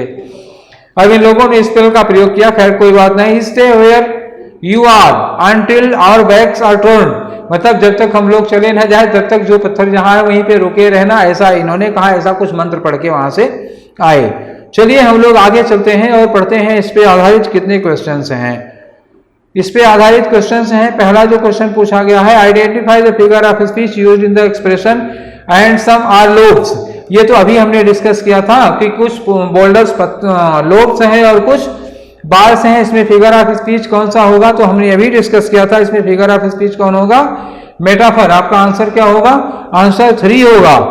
और आप बाकी दोनों जानना चाहते हो तो हम बता दें, आयरनी अभी नीचे डिस्कस करना है, तो चलिए नीचे ही डिस्कस करेंगे। ये मेटाफर होगा, बता दिए हैं। नीचे जब चलेंगे अभी तो एक क्वेश्चन और पूछा गया है, उसी में डिस्कस कर देंगे। Question number 101, the hunters main M is. शिकारियों का मेन एम क्या था, आपको याद आया? मैंने कुछ अंडरलाइन किया था, मैंने कहा था अपने कुत्तों को प्लीज करने के लिए, खुश करने के लिए। तो पहला ऑप्शन है to make the neighbours build wall again. शिकारियों का उद्देश्य क्या था, पड़ोसियों से नई दीवार बनवाना। दूसरा है to remove the stones, stones को दीवार से हटाना। तो मेन उद्देश्य दीवार गिराना नहीं था, इनका मेन उद्देश्य क्या था, खरगोशों को बिल से निकालना। क्यों निकालना, अपने कुत्तों को खुश करने के लिए। तीसरा ऑप्शन दिया है to please their dogs, to please their dogs, यही तो ऑप्शन था, यही ऑप्शन था ना, मैंने अंडरलाइन भी किया था। और चौथा ऑप्शन है to catch rabbits, to catch rabbits, ठीक है, टू कैच रैबिट्स, ठीक है, वो उनको खरगोश पकड़ना था। लेकिन जो पैसेज में मेंशन किया गया था वो क्या था, उन्होंने दीवार क्यों गिराई थी, वो अपने कुत्तों को खुश करने के लिए, खरगोश पकड़ना नहीं था उनका, कुत्तों से खरगोश का शिकार कराना था। तो ऑप्शन सुटेबल कौन सा होगा, ऑप्शन 3 होगा, 4 नहीं, ठीक है ना, कंफ्यूज मत होइएगा। क्वेश्चन नंबर 102 और 102 में लिखा है the gap in the wall are made by. जो दीवार में गैप हुआ था वो गैप किसने बनाया था, जाहिर सी बात है हंटर्स ने बनाया था, ठीक है। इन्होंने ऑप्शन दिया है कि नेचर ने वो दीवार में गैप नहीं बनाया था, रैबिट्स ने बनाया था। नहीं, रैबिट्स को थोड़े ना दीवार के उस पार जाना था, रैबिट्स को तो कहीं छुपना था, तो वो दीवार में छेद क्यों बनाते। चौथा है डॉग्स, तो दीवार में जो गैप बनाया था वो डॉग्स ने नहीं, हंटर्स ने बनाया था, अपने डॉग्स के लिए बनाया था। तो इसका जो ऑप्शन होगा वो कौन सा होगा, ऑप्शन 4, ठीक है। चलिए ये क्वेश्चन भी हो गया। हम लोग अगला क्वेश्चन करते हैं, क्वेश्चन नंबर 103। तो ये रहा क्वेश्चन नंबर 10345 आपके सामने। तो क्वेश्चन नंबर 103 में दिया हुआ है the neighbours meet in spring season. Spring के सीजन में दोनों पड़ोसी मिलते हैं, क्यों मिलते हैं, आप उद्देश्य बताइए। लिखा था ना मेंडिंग सीजन, मैंने अंडरलाइन किया था मेंडिंग सीजन। मेंडिंग सीजन का मतलब क्या हुआ कि स्प्रिंग के पहले जो खेतों के बीच की दीवार गिर जाती है तो दोनों पड़ोसी मिलते हैं रिपेयर करने के लिए। तो स्प्रिंग सीजन में ये लोग क्यों मिलते हैं, पहला ऑप्शन है टू लिफ्ट द स्टोन, पत्थरों को उठाने के लिए। दूसरा ऑप्शन है fill the gaps in the wall, दीवार में जो गैप बन गया था उस गैप को जो छेद कर दिया था उसको भरने के लिए, यही ऑप्शन है, यही करने तो आए थे ये लोग। तीसरा है to go on a long walk, टहलने के लिए आए थे, नहीं। To find out who broke the wall, ये पता लगाने आए थे कि किसने दीवार तोड़ी, ये भी ऑप्शन नहीं है। ऑप्शन क्या होगा आपका 2। चलिए question number 104 the neighbours have to use spell to, पड़ोसियों को स्पेल जादू का प्रयोग करना पड़ा। क्यों करना पड़ा जादू का प्रयोग, इन्होंने, आपको याद आया ना, पत्थरों को दीवार पर टिका रहे हैं, पत्थर दीवार पर टिके रहे, इसीलिए इन्होंने जादू या मंत्र का प्रयोग किया था। चलिए ऑप्शन देखते हैं, ऑप्शन क्या है, पहला वाला है to fix the irregular stone. Irregular stone को मतलब टेढ़े मेढ़े पत्थरों को दीवार में फिक्स करना था। नहीं, पत्थरों के टेढ़े मेढ़े होने का कोई जिक्र नहीं था, तो जब जो चीज का जिक्र नहीं है वो आपका ऑप्शन कैसे हो सकता है। दूसरा टू लुक फॉर रैबिट्स, तो ये खरगोशों को ढूंढने के लिए जादू मंत्र का प्रयोग कर रहे थे, ये भी नहीं है। तीसरा है to count the number of stones, वो स्टोन्स की संख्या गिन रहे थे, नहीं स्टोन्स की संख्या नहीं गिन रहे थे। To make the stones obey them, to make the stones obey them मतलब स्टोन्स को अपनी आज्ञा पालन करवाने के लिए, ये भी ऑप्शन गलत हो गया। तब क्या होगा, तब ये होगा, क्योंकि बाकी तीनों में कुछ भी सुटेबल नहीं है। दूसरे में रैबिट ढूंढने के लिए आए थे, तीसरे में स्टोन्स की संख्या गिनने आए थे, चौथे में स्टोन्स से अपनी आज्ञा पालन कराने आए थे, ये नहीं है। तब फिर क्या होगा ऑप्शन, तब फिर यही होगा to fix the irregular stones in the wall, ठीक है, उस समय हमने मना कर दिया था, लेकिन अब मैं यही कह रहा हूं कि ऑप्शन यही होगा। क्यों? क्योंकि इसके सिवा और दूसरा कोई सुटेबल ऑप्शन नहीं है। ठीक है ना, तो यही सुटेबल ऑप्शन है। स्टोन्स को दीवार में फिक्स करने आए थे, मैंने मना क्यों किया था कि इसके पहले इरेगुलर लगा हुआ है, लेकिन इसके अलावा कोई ऑप्शन नहीं। चूंकि तो इरेगुलर स्टोन हो चाहे रेगुलर स्टोन हो, उनको दीवार में फिक्स करने के लिए ही आए थे। जाते समय इन्होंने कहा था कि जहां हो वहीं रुके रहना, जब तक हमारी पीठ उधर की ओर घूम नहीं जाती। तो 104 का ऑप्शन क्या होगा? 1 ही होगा। ठीक है, तो चलिए ऑप्शन नंबर 105 105 पर। अब पैसेज पर बेस्ड क्वेश्चन नहीं है, अब पैसेज अच्छा हाँ उसी पर है। 105 में लिखा है figure of speech used in the line 9 to 10। Line number 9 में और 10 में कौन सा फिगर ऑफ स्पीच है? ठीक है, तो इसमें कौन सा फिगर ऑफ स्पीच है ये बताने के लिए पहले लाइन पढ़नी पड़ेगी। हालांकि क्वेश्चन में लाइन थी नहीं, हमने पोएम से काट के यहाँ पर अटैच कर दिया ताकि आपको फिर बैक करके वहां ना जाना पड़े। लाइन लिखी है and on a day we meet to walk the line. हम दोनों एक दिन मिलते हैं। कौन? राइटर और उनका पड़ोसी, पोएट और उनका पड़ोसी एक दिन दोनों लोग मिलते हैं। Set a wall between us, और एक बार फिर हम लोग अपने बीच में एक दीवार खड़ी कर लेते हैं। मिले हैं और दीवार खड़ी किए हैं, तो ये क्या हो जाता है? इसी को कहते हैं विडंबना। तो जब इसी को विडंबना कहते हैं, तो विडंबना के लिए क्या फिगर ऑफ स्पीच कौन सा होना चाहिए? विडंबना के लिए हमारा फिगर ऑफ स्पीच होता है आयरनी। आयरनी एक्चुअली क्या होता है? आयरनी ऐसा फिगर ऑफ स्पीच है जिसमें हम जो कहते हैं वो आशय नहीं होता, जो कहते हैं आशय उसका उल्टा होता है। जैसे ऐसे मान लीजिए, सपोज करिए कोई आदमी, किसी आदमी को आपने मिलने के लिए बुलाया है और उस आदमी ने कहा कि हम 12 बजे आएंगे। तो 12 बजे का अपॉइंटमेंट है, 12 बजे का टाइमिंग है, और वो आदमी आता है 1 बजे। ठीक, जब वो आदमी 1 बजे आता है, या सपोज करिए वो आदमी आप ही हैं, ठीक है ना, तो किसी ने आपको मिलने के लिए बुलाया था 12 बजे और आप 1 बजे पहुंचते हैं, और वो आदमी आपसे कहता है बड़ी जल्दी आ गए। अब सोचिए, आप 1 घंटा लेट हैं और आदमी आपसे कह रहा है कि आप बड़ी जल्दी आ गए। तो बड़ी जल्दी आ गए कहने का सेंस क्या था? तो जो कह रहे हैं, मुंह से जो शब्द निकल रहे हैं, मीनिंग तो उसका उल्टा हो रही है। तो जो शब्द कहे गए हैं, जब उसका आशय और अर्थ उल्टा हो, जो कहा गया है वो सेंस नहीं हो, सेंस उसका ठीक अपोजिट हो, तब यहाँ आयरनी होता है।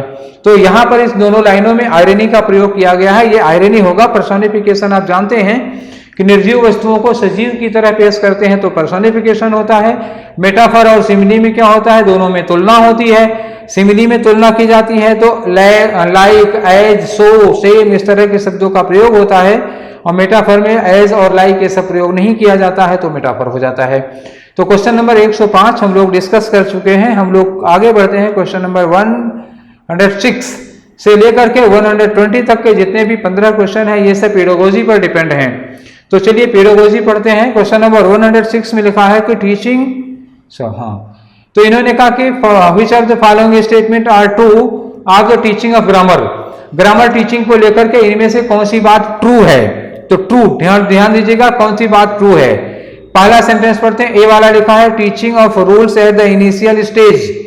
इनिशियल स्टेज का मतलब बच्चा क्लास 1 क्लास 2 में है या केजी में है, उस स्टेज पर बच्चे को अगर ग्रामर पढ़ाई जा रही है तो does not lend much to language learning. अगर आप इनिशियल स्टेज पर क्लास 1 क्लास 2 के बच्चे को या केजी 1 के बच्चे को ग्रामर पढ़ाते हैं तो does not lend much to language learning, तो इससे बच्चे की लैंग्वेज लर्निंग में कोई खास फायदा नहीं होगा। बताइए, आप क्लास 1 के बच्चे को ग्रामर पढ़ाएंगे, उसको डायरेक्ट इनडायरेक्ट नरेशन पढ़ाएंगे तो कितना सीखेगा? मतलब कि जो पहली बात है ए वाली बात है ट्रू। ठीक है, तो ए वाली बात ट्रू निकली। चलिए और देखते हैं।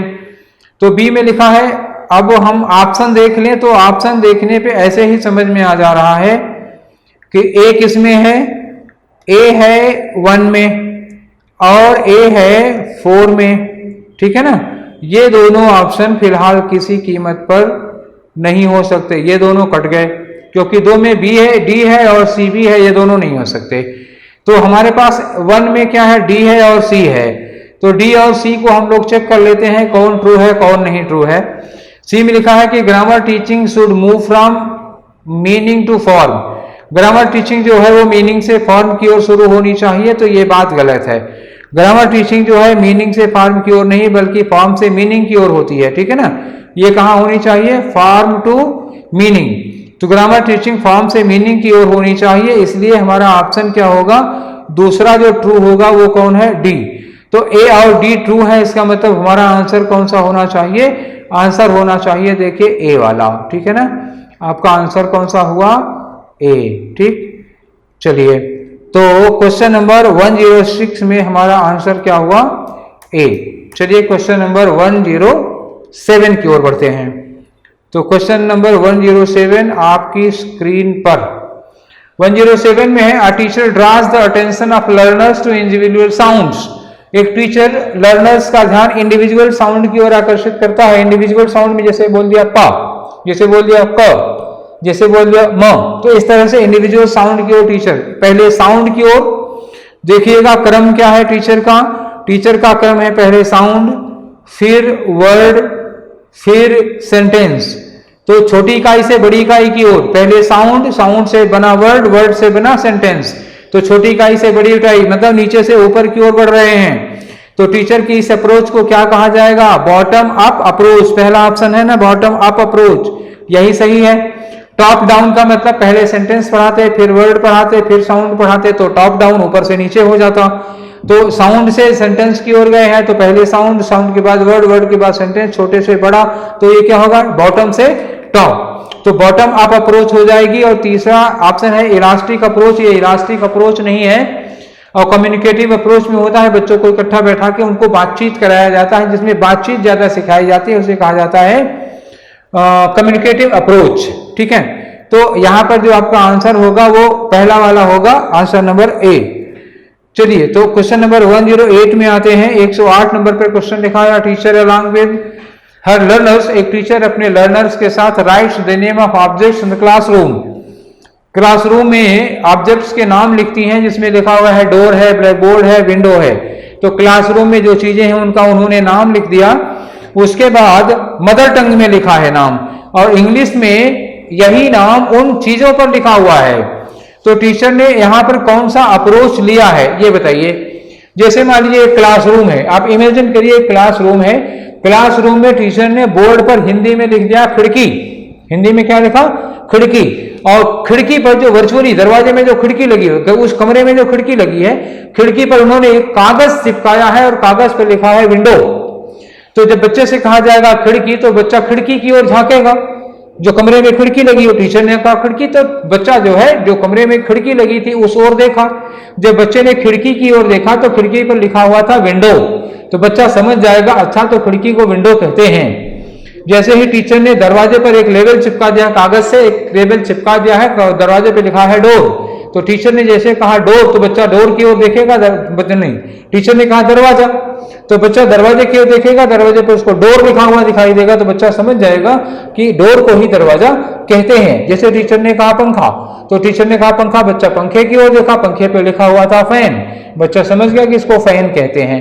तो इस अप्रोच को क्या कहते हैं, टीचर की इस अप्रोच को कौन सी अप्रोच कहेंगे, ठीक है ना। पहला ऑप्शन देखिए लिखा हो, teacher is creating situation for the students to learn spelling of the words. Teacher spelling नहीं सिखा रही है यहाँ पर, पहला ऑप्शन गलत होगा। दूसरा लिखा teacher wants her learners to write well.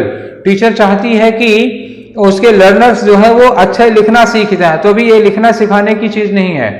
तीसरा है teacher is creating a language rich environment. तो टीचर जो है वो लैंग्वेज रिच एनवायरमेंट क्रिएट कर रही है। तो लैंग्वेज रिच एनवायरमेंट क्या होता है, हम जिस लैंग्वेज को पढ़ा रहे हैं उस लैंग्वेज से रिलेटेड तमाम सारे ऑब्जेक्ट्स, पिक्चर्स, वर्चुअल थिंग्स उस क्लासरूम में हम रखे रहते हैं, तो उसे कहते हैं लैंग्वेज रिच एनवायरमेंट। तो टीचर ने क्या किया, दरवाजे पर दरवाजा, खिड़की, फैन सब कुछ दिखा के जब पढ़ाया तो लैंग्वेज रिच एनवायरमेंट बनाया उन्होंने। चौथा ऑप्शन है teacher is trying to teach letters of alphabet. Teacher बच्चों को लेटर से अल्फाबेट नहीं सिखा रही है, इसलिए हमारा ऑप्शन कौन सा होगा यहाँ पे 3, ठीक है ना। तो इसका आंसर हुआ 3। चलिए हम क्वेश्चन नंबर बढ़ते हैं 109 की ओर, 109। तो 109 में क्वेश्चन है, this is assumed to be a major difference between language acquisition और लर्निंग। तो लैंग्वेज एक्विजिशन और लर्निंग के बीच में इसे एक बड़ा डिफरेंस माना जाता है। आखिर किसे एक्विजिशन और लर्निंग में बड़ा डिफरेंस माना जाता है। तो पहली बात मैं आपको बताऊं कि एक्विजिशन होता है मदर टंग का और लर्निंग होती है फॉरेन लैंग्वेज की। हमारे पास 2 लैंग्वेज होते हैं, लैंग्वेज 1, लैंग्वेज 2। लैंग्वेज 1 कौन होता है? जो हम माँ से सीखते हैं, अपने परिवेश से सीखते हैं, जिसमें ग्रामर पढ़ के नहीं सीखते, अपने आप सीख लेते हैं माहौल से। तो जो हम मदर टंग सीखते हैं, माँ से सीखते हैं, वो हमारी मदर टंग है, वो हम अक्वायर कर लेते हैं, वो ग्रामर पढ़ के क्लास में नहीं सीखते। स्कूल जाने के पहले ही हिंदी बोलना हमें आता था, क्यों? हम लखनऊ में रहते हैं, हिंदी भाषी हैं, तो स्कूल जाने के पहले ही हमें हिंदी आती थी, तो हम हिंदी तो मदर टंग सीखे थे ना। वो क्या होता है? एक्विजिशन होता है। और क्लास में जाके ABCD पढ़ के सीखा अंग्रेजी, तो ये क्या थी? लर्निंग थी। तो मदर टंग अक्वायर की जाती है, एक्विजिशन होता है, और फॉरेन लैंग्वेज की लर्निंग की जाती है। यही दोनों का डिफरेंस है। अगर यही ऑप्शन मिल जाता है तो जो भी ऑप्शन इसका होगा वही हमारा आंसर होगा। चलिए, अब पहला ऑप्शन लिखा है कि language acquisition is meaning formation. Language acquisition होता है मीनिंग फॉर्मेशन, और लैंग्वेज लर्निंग होती है मेकिंग मीनिंग। ये नहीं है डिफरेंस। दूसरा है difference, language acquisition is natural and language learning is deliberate. Acquisition natural होता है, एक्विजिशन जो है वो स्वाभाविक प्राकृतिक होता है, और लर्निंग जो होती है वो डेलिबरेट इंस्ट्रक्टेड होती है, वो जानबूझकर होती है, वो प्रयास करके होती है। थोड़ा बहुत सही है ये भी, लेकिन मेजर डिफरेंस, बड़ा डिफरेंस ये नहीं है। पूछा है मेजर डिफरेंस, क्वेश्चन में क्या था? मेजर डिफरेंस, बड़ा डिफरेंस। हालांकि ऑप्शन 2 भी थोड़ा सा डिफरेंस है, ये जरूरी है। बात तो ट्रू है, 2 वाली भी, लेकिन क्वेश्चन में मेजर डिफरेंस पूछा है। हेडिंग देख लीजिएगा, लिखा है assumed to be major difference, तो मेजर डिफरेंस आपको ढूंढना होगा। और तीसरा ऑप्शन है acquisition happens at an early age. Acquisition early age पे होता है, और जो लर्निंग है वो लेटर एज में होती है। बात ये भी सही है, लेकिन ये मेजर डिफरेंस नहीं है। चौथा ऑप्शन देखते हैं, acquisition always happens in mother tongue. Acquisition mother tongue में होता है और लर्निंग सेकंड लैंग्वेज में होती है। ये बात एकदम करेक्ट है, और यही एक्विजिशन और लर्निंग का बड़ा डिफरेंस है। तो आपका आंसर क्या होना चाहिए?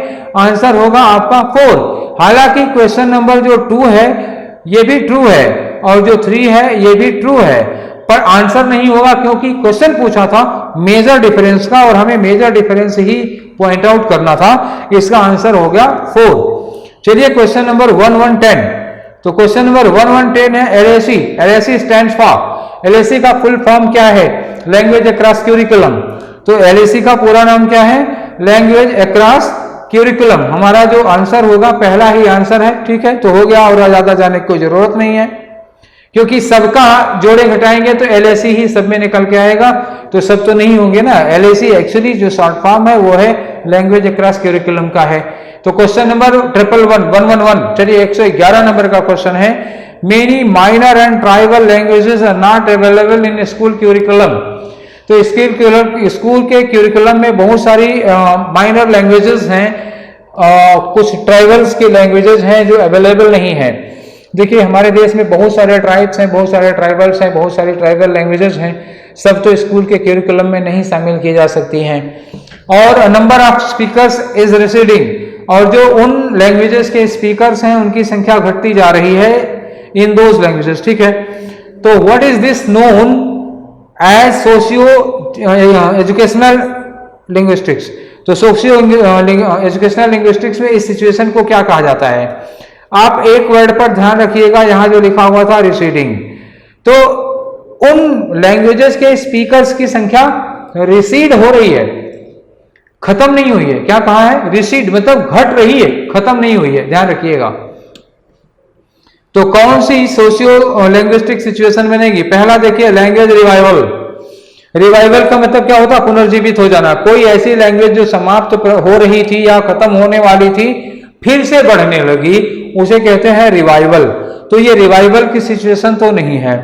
दूसरा है लैंग्वेज डेथ। तो लैंग्वेज डेथ में आपको लग रहा होगा या कई लोगों ने लैंग्वेज डेथ को ऑप्शन भी मार दिया होगा, तो देखते हैं कि ये ऑप्शन हो सकता है कि नहीं हो सकता। तीसरा देखिए, लैंग्वेज माइनॉरिटी इन एजुकेशन। तो लैंग्वेज माइनॉरिटी इन एजुकेशन, यहाँ माइनॉरिटी इन एजुकेशन का जिक्र नहीं है। आगे किया गया है कि लैंग्वेज एंडेंजरमेंट।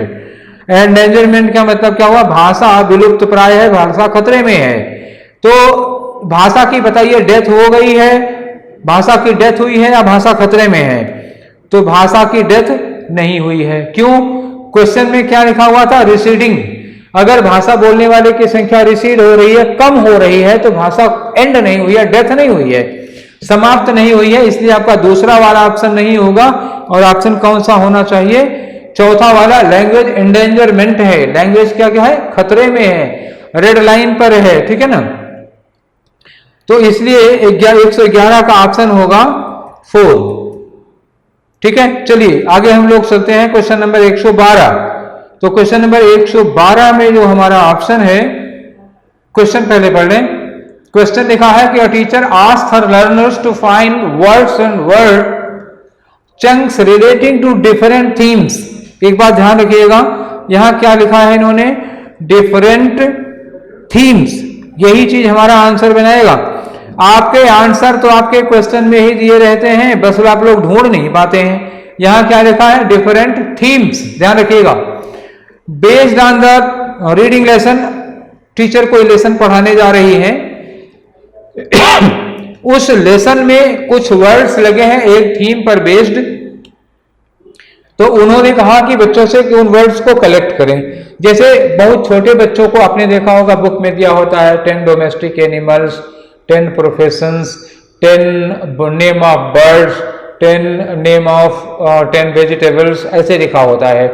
तो 10 वेजिटेबल के नाम, 10 फ्रूट के नाम, ऐसे लिखा होता है। तो 10 फ्रूट के नाम, सारे के सारे फ्रूट के ही नाम होते हैं, तो उसे कहा जाता है थीमेटिक वोकेबुलरी, एक थीम पर वोकेबुलरी। जैसे आप लोगों से मान लीजिए कह दिया जाए कि दांत के डॉक्टर को क्या कहते हैं, पेट के डॉक्टर को क्या कहते हैं, दिमाग के डॉक्टर को क्या कहते हैं, हड्डियों के डॉक्टर, तो मतलब सब मैंने क्या है डॉक्टरों से रिलेटेड पूछा, तो ये कहते हैं थीमेटिक। तो क्वेश्चन में भी थीमेटिक लिखा हुआ है। टीचर को एक लेसन पढ़ाना था, लेसन पढ़ाने के बाद टीचर ने कहा कि इस लेसन में उन्होंने एक थीम दे दी कि इस थीम से रिलेटेड सारे वर्ड हमें ढूंढ कर दिखाओ, और बच्चों का एक ग्रुप बना दिया। तो टीचर क्या कर रही है, what is the strategy known as, इस स्ट्रेटेजी को क्या कहा जाता है, बताइए इस स्ट्रेटेजी को क्या कहा जाता है। राइटिंग प्रोजेक्ट नहीं है, राइटिंग प्रोजेक्ट नहीं है।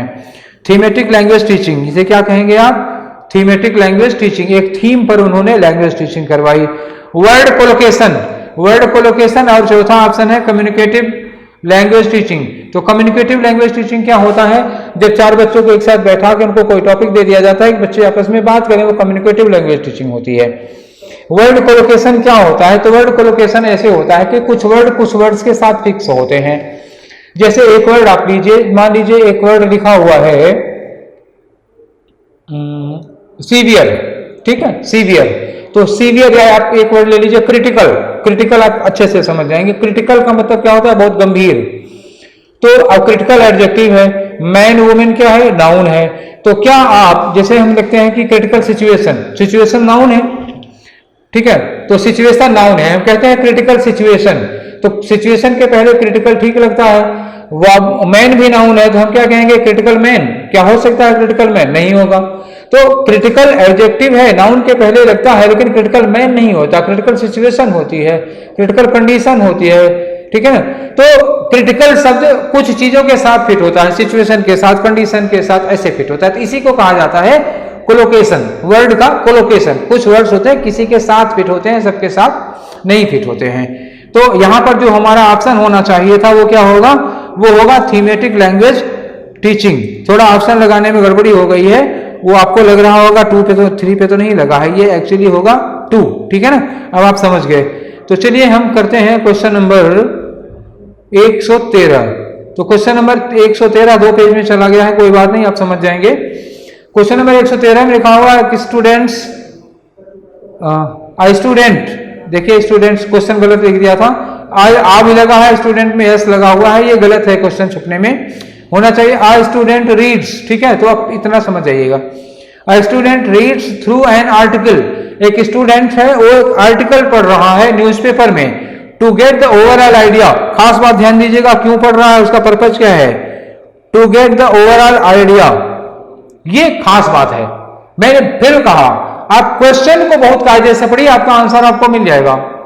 तो क्वेश्चन कायदे से पढ़िए, ये क्वेश्चन क्या लिखा है, to get the overall idea. Teacher, student क्यों पढ़ रहा है, to get the overall idea.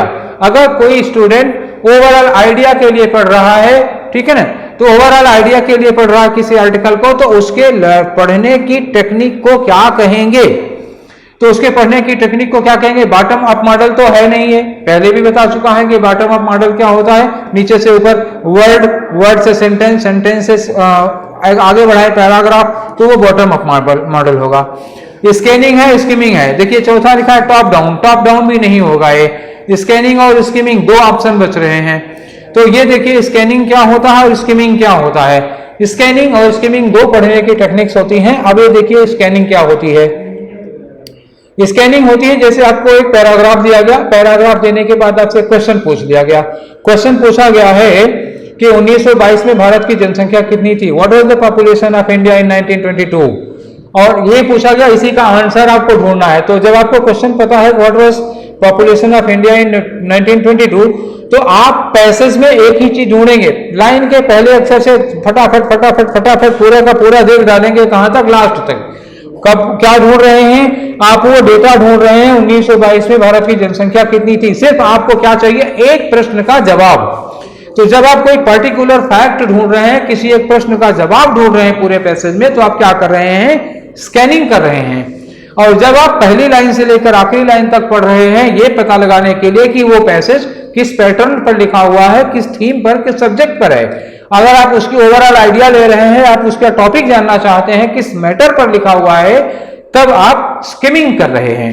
तो स्किमिंग कर रहे हैं। तो यहां पर क्वेश्चन दिया ही था कि बच्चा जो पढ़ रहा है न्यूज़पेपर, वो पढ़ रहा है टू गेट ओवरऑल आइडिया। जो रेड के बॉक्स में, रेड में आपको दिख रहा है, वो क्या लिखा, टू गेट ओवरऑल आइडिया। और अभी मैंने कहा कि ओवरऑल आइडिया लेने के लिए जो पढ़ाई की जाती है वो क्या होती है, वो होती है स्किमिंग। अच्छा, स्कैनिंग और स्किमिंग आपका ऑप्शन 2 और 3 दोनों है स्पीड, फास्ट स्टडी है।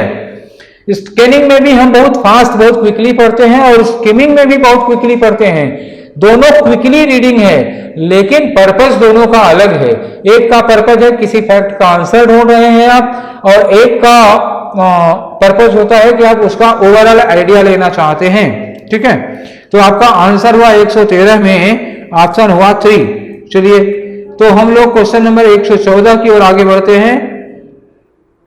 क्वेश्चन नंबर 114 है, sight words are developed. Sight words किसे कहते हैं? साइट वर्ड्स वो होते हैं जो बच्चों को साइट पर ले जाके, जैसे बच्चे को एलिफेंट सिखाना है तो एलिफेंट दिखा के, बच्चे को रिवर सिखाना है तो रिवर दिखा के, बच्चे को एप्पल सिखाना है एप्पल दिखाइए, अरे ओरिजिनल नहीं तो उसका लकड़ी का बना हुआ, बच्चे को एप्पल दिखाइए, या तो चित्र बना हुआ, बच्चे को एप्पल दिखाइए, एप्पल दिखा के उसको बताइए कि दिस इज एप्पल, वो समझ जाएगा एप्पल क्या होता है। तो इसी को कहते हैं साइट वर्ड्स। तो चलिए, पहला ऑप्शन है आपका bye knowing meaning of difficult word. नहीं, डिफिकल्ट वर्ड की मीनिंग जानना, ये साइट वर्ड्स नहीं होते। By seeing them on site, यही ऑप्शन होगा। साइट वर्ड्स कौन होते हैं? By seeing them on site, आपका आंसर नंबर 2। तीसरा ऑप्शन है teachers from text book. Teacher जो टेक्स्ट बुक से वर्ड्स याद कराते हैं, नहीं। चौथा ऑप्शन है by using words in meaningful context. तो वर्ड्स को मीनिंगफुल कंटेक्स्ट में, मतलब शब्दों का प्रयोग करके बच्चों को बताना, नहीं। ये साइट पर दिखा के जो वर्ड्स बच्चों को याद कराए जाते हैं उसे कहा जाता है। आपका आंसर होगा 2। तो हमारा question number 115, language is. Language क्या है? तो लैंग्वेज की कैरेक्टरिस्टिक्स, लैंग्वेज की विशेषता में से कोई एक चीज यहां दी गई होगी। लैंग्वेज की विशेषताओं में देखिए, इन चारों में से कौन सी चीज आती है? A human system which changes frequently. एक ह्यूमन सिस्टम नहीं, लैंग्वेज जो है वो ह्यूमन सिस्टम नहीं है। दूसरा है rule governed system. Rule governed system, नियमों से नियंत्रित ये सिस्टम नहीं है। हालांकि ग्रामर में किसी भी भाषा के रूल्स होते हैं, लेकिन रूल से गवर्नड सिस्टम नहीं है। तीसरा है स्ट्रक्चर फाउंड सिस्टम, यही सही है। तो लैंग्वेज की विशेषता क्या होती है? Language is structured system. अब उसके पहले यूनिक भी लगाए थे, जो विशेषता बताई थी मैंने। जब मैंने कैरेक्टरिस्टिक्स ऑफ लैंग्वेज पढ़ाया था, तो मैंने बताया था कि लैंग्वेज की कैरेक्टरिस्टिक्स में सबसे बड़ी कैरेक्टरिस्टिक्स क्या है, ठीक है ना? ये होता है unique system of structured units. तो ये स्ट्रक्चर्ड यूनिट है ये, और ये अजीबोगरीब बहुत ही यूनिक सिस्टम है। तो आपका जो 115 का ऑप्शन होगा वो क्या होगा? तीसरा होगा। चौथा भी पढ़ के देखते हैं, formation of words, rules and meanings. तो शब्दों को, रूल्स को और मीनिंग्स को बनाना लैंग्वेज नहीं है, वो तो ग्रामर है बच्चा। तो लैंग्वेज क्या है पूछा गया है कि लैंग्वेज क्या है, ग्रामर क्या है ये नहीं पूछा गया है। तो आपका ऑप्शन क्या होगा? ऑप्शन होगा इसका 3। तो क्वेश्चन नंबर 16 की ओर हम लोग बढ़ते हैं, और आपका क्वेश्चन नंबर 16 है comprehensible input as proposed by Krashen. Krashen 1985 में कॉम्प्रिहेंसिबल इनपुट क्या था?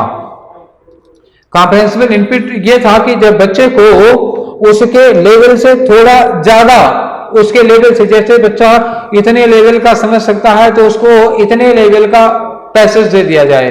तो जब बच्चे को उसके लेवल से थोड़ा ज्यादा लेवल का पैसेज दे दिया जाता है तो बच्चा उसको समझने के लिए अपनी स्किल को इंप्रूव करता है। तो बच्चे में ऐसे ही निरंतर इंप्रूवमेंट आता जाता है। तो कैसन ने जो राय दी थी, जो प्रपोज किया था, उन्होंने प्रस्ताव रखा था 1985 में कॉम्प्रिहेंसिबल इनपुट का, वो यही था कि बच्चे की कॉम्प्रिहेंशन की इनपुट में थोड़ा थोड़ा उसके लेवल से बढ़ाते चले जाएं। तो चलिए देखते हैं हमें ये ऑप्शन कहाँ मिलता है। तो पहला वाला ऑप्शन है enabling learners to read many languages, बहुत सी भाषाओं को पढ़ने में सक्षम बनाना बच्चे को, ये चीज नहीं थी। दूसरा है enabling learners to comprehend ideas, learner जो है आइडियाज को कॉम्प्रिहेंड कर पाए, अच्छे से समझ पाए, ये भी बात नहीं थी। तीसरा है exposing learners language somewhat above their level, बच्चे को लैंग्वेज के सामने एक्सपोज करना जो थोड़ी उसकी लेवल से थोड़ा ज्यादा है। तो आपका यही ऑप्शन होगा। कौन सा वाला ऑप्शन होगा? तो इसमें आपका ऑप्शन होना चाहिए option number above level, question number 117, ये ऑप्शन नंबर आपका आया 3, ठीक है ना।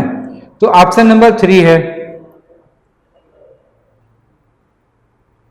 थोड़ा छोटा हो गया था, ठीक है। तो इसका ऑप्शन नंबर 3 होगा। चलिए हम लोग अगले क्वेश्चन में बढ़ते हैं। Question number 117, extensive reading. तो एक्सटेंसिव रीडिंग क्या होती है? एक्सटेंसिव रीडिंग होती है जब हम पढ़ने के लिए, एंजॉयमेंट के लिए पढ़ते हैं। देखिए एक एक्सटेंसिव रीडिंग मतलब 2-3-4 तरह की रीडिंग्स होती है, वो हमने क्लास में बताए थे। उसमें एक्सटेंसिव रीडिंग क्या होती है? एक्सटेंसिव रीडिंग होती है जो एंजॉयमेंट के लिए, मनोरंजन के लिए पढ़ी जाती है, जिससे कहानियां और उपन्यास पढ़ते हैं। तो मनोरंजन के लिए कौन सी रीडिंग है इसमें? पहला ऑप्शन दिया है reading for pleasure and overall understanding of the text, यही आपका आंसर होगा, क्योंकि इसमें एंजॉय, प्लेजर भी दिया है और ओवरऑल अंडरस्टैंडिंग भी दिया है। तो एक्सटेंसिव रीडिंग की मेन चीज क्या है? वो प्लेजर है।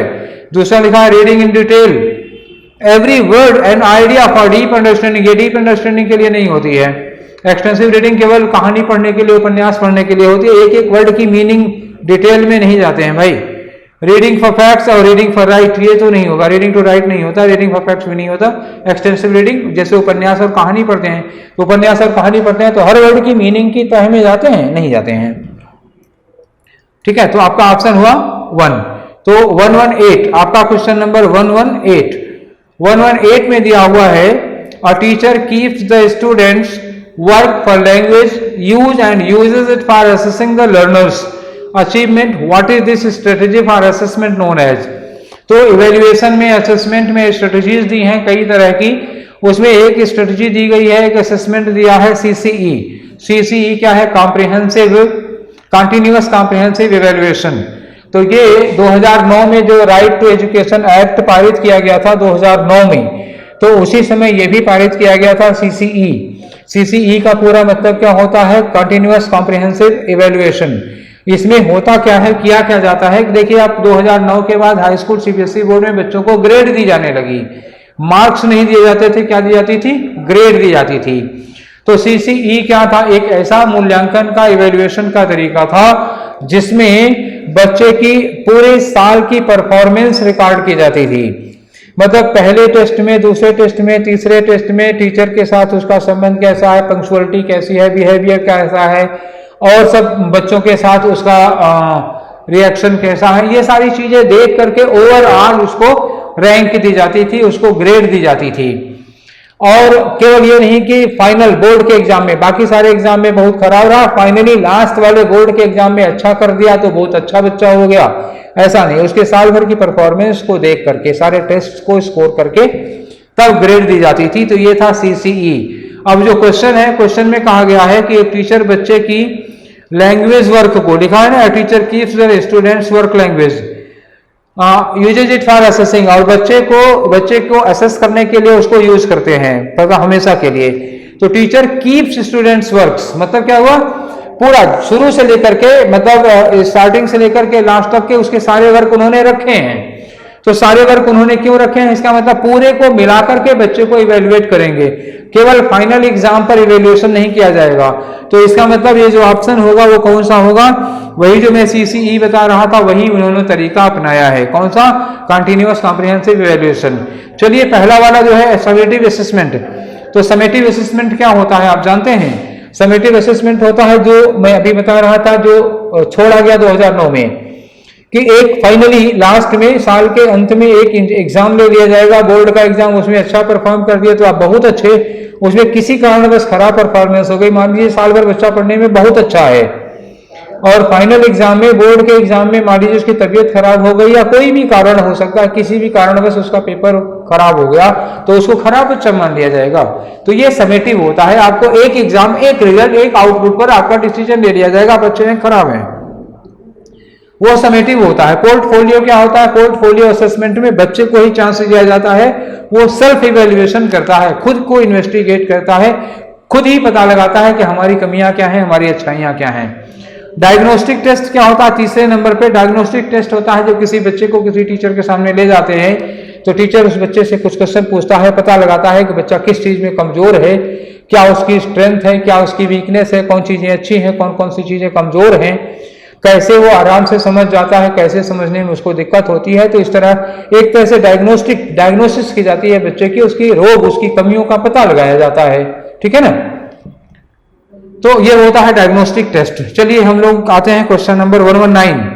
कोई क्वेश्चन नंबर 119 है, teacher brought real life objects like hammer, screw driver and so on in her class. ठीक है, एक टीचर है, वो हथौड़ी, पेचकस और इस तरह की तमाम चीजें लेके क्लास में आ जाती हैं। She asked learners to describe objects 5 to 7 sentence. वो कहती हैं कि जैसे हथौड़ी, पेचकस दिखा के उन्होंने कहा, हथौड़ी दिखा के कहा इस पर 5 सेंटेंस लिखो। तो ये जो मटेरियल उन्होंने क्लास में ले आके रखा, उसको टीचिंग में क्या कहा जाता है? टीचिंग में इसे कहा जाता है रियलिका। रियलिका का मतलब क्या हुआ? जब रियल लाइफ के कुछ ऑब्जेक्ट ला करके क्लासरूम में रख दिया जाए, जैसे चम्मच, कटोरी, थाली, कलछुल ला के क्लासरूम में रख दिया जाए, बच्चे से कहा जाए ये क्या है, बच्चे कहेंगे चम्मच। तो कहा जाए कि चम्मच पर 2 वाक्य लिखो, तो बच्चा कहेगा चम्मच से हम दूध पीते हैं, चम्मच से चावल खाते हैं, वगैरह वगैरह चीजें। चम्मच से नमक निकालते हैं तो चम्मच पे वो 5 वाक्य लिखेगा। तो बच्चे की रियल लाइफ से जुड़ी हुई कुछ चीजें बच्चों को दिखा के जब उससे सेंटेंस लिखने को कहा जाता है, तो बच्चे को उस पर सेंटेंस लिखना, बच्चे को उस पर 4 वाक्य लिखना बड़ा सहज और आसान लगता है, वो कंफर्टेबल फील करता है। इसी तरीकों कहा जाता है रियलिका। ठीक है ना। तो आगे बढ़ते हैं, अगला क्वेश्चन है, इसी में अगला ऑप्शन है teaching implements, tools, language input. नहीं, ठीक है, आपका क्वेश्चन नंबर 19 का ए हो गया, बाकी सब बताने की कोई जरूरत नहीं है, टूल्स आप जानते ही हैं। तो क्वेश्चन नंबर 120, तो क्वेश्चन नंबर 120 एक आखिरी क्वेश्चन बचा हुआ है और डिस्कस कर लेते हैं। क्वेश्चन नंबर 120 में लिखा हुआ है कि मदर टंग बेस्ड मल्टीलिंगुअलिज्म। तो मदर टंग पर बेस्ड जो मल्टीलिंगुअलिज्म होता है वो क्या चीज है? वो ये चीज होती है कि पहले बच्चे को मदर टंग सिखाई जाए, प्राइमरी लेवल पर, बेसिक लेवल पर बच्चे को मदर टंग सिखाई जाए। मदर टंग तो बच्चा एक्विजिशन में सीख ही लेता है, दूसरी भाषाओं को मदर टंग पर बेस्ड, जैसे पहले बच्चे को मदर टंग में एक्सपर्ट किया जाए, फिर उसकी मदर टंग पर बेस्ड उसको फॉरेन लैंग्वेज सिखाई जाए, फिर उसी पर बेस्ड तीसरी लैंग्वेज, मतलब मदर टंग पर बेस्ड वो आगे चल के चाहे जितनी भाषाएं सीखे। तो इसी को कहा जाता है मदर टंग बेस्ड मल्टीलिंगुअलिज्म। ठीक है ना। तो चलिए ऑप्शन ढूंढते हैं कौन सा है। पहला ऑप्शन लिखा हुआ है कि लर्नर, ठीक है, learners learn their mother tongue Hindi and English from class 1। बच्चे अपनी मदर टंग को, हिंदी को और इंग्लिश को क्लास 1 से पढ़ते हैं। ये नहीं है, ये गलत हो गया। तो मतलब हमारा पहला ऑप्शन गलत है। दूसरा ऑप्शन है all learners learn in mother tongue only in the primary school. सारे बच्चे केवल प्राइमरी स्कूल में ही मदर टंग पढ़ते हैं। ये भी गलत है। तीसरा है learners begin their schooling in mother tongue. बच्चे स्कूलिंग मदर टंग में शुरू करते हैं and move on to add many at least 2 languages in school. और मदर टंग से शुरू करते हैं और 2 और 3 लैंग्वेजेज सीख जाते हैं। तो यही हमारा ऑप्शन होगा तीसरा वाला, कि मदर टंग से शुरू करते हैं और मदर टंग पर बेस्ड दूसरी, तीसरी, चौथी लैंग्वेजेज सीख जाते हैं, कम से कम 2 लैंग्वेज सीखते हैं। तो हमारा तीसरा ऑप्शन होगा। चौथा ऑप्शन पढ़ दे रहा हूं, वैसे वो होगा नहीं। Learners begin with their state language and गलत हुआ है, मूव लिखा जाना चाहिए था, move on to English medium, और उसके बाद इंग्लिश मीडियम में मूव कर जाते हैं। ये नहीं लिखा हुआ है। ये कहा गया था कि 2 से ज्यादा भाषाएं सीखेंगे, केवल एक भाषा सीखने की कोई बात नहीं थी। आपका ऑप्शन होगा 3। तो ये हमारे क्वेश्चन हो गए कितने, हमने 30 क्वेश्चन सॉल्व किए और इन 30 क्वेश्चंस में 15 क्वेश्चन किसके थे, पेडागोजी के, और 15 क्वेश्चन किसके थे, पैसेज के थे। और हमने कोशिश की कि सारे क्वेश्चन में 4 के चारों ऑप्शन को डिस्कस करने की, किसी क्वेश्चन में चारों ऑप्शन डिस्कस करने की जरूरत नहीं थी तो वहां छोड़ दिया। तो ये मेरी इच्छा थी डिस्कस करने की इसी तरह से कि चारों क्वेश्चन को, चारों ऑप्शन को डिस्कस करें, क्योंकि चारों ऑप्शन डिस्कस करने में आज जो ऑप्शन डिस्कस कराया गया हो सकता है अगले एग्जाम में आपके काम आए। केवल क्वेश्चन पढ़ के आंसर बता देना मेरा पर्पस नहीं था, इसलिए क्लास थोड़ी लंबी हुई। तो मुझे उम्मीद है कि ये क्लास आपके लिए बहुत यूजफुल होगी। तो फिर हम लोग मिलते हैं नेक्स्ट डिस्कशन के साथ। Till then take care, thank you very much.